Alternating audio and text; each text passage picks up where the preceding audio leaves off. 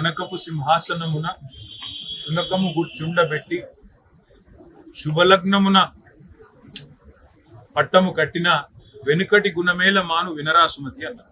అంటే మంచి ముహూర్తం చూసి ఒక శునకాన్ని తీసుకొచ్చి మరి ఒక మంచి పదవిలో పెట్టిన నీచ మానవుడు తమ వెనుకటి గుణాలు మానరు అని సుమతి శతకంలో ఏనాడు చెప్పినారు. కాబట్టి వారి గురించి నేను మాట్లాడినా నోరు ఖరాబ్ చేసుకోను.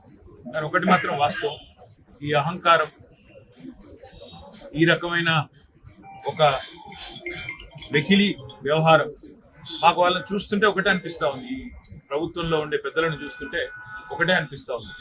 వారు మాటి మాటికి మమ్మల్ని అంటా ఉన్నారు, మీరు ఇంకా అధికారంలో ఉన్నట్టుగా భావిస్తున్నారు అంటున్నారు. కానీ వాస్తవం ఏంటంటే వాళ్ళు ఇంకా ప్రతిపక్షంలో ఉన్నాం అనుకుంటున్నారు, మేము అధికారంలో ఉన్నాం అనుకుంటున్నారు.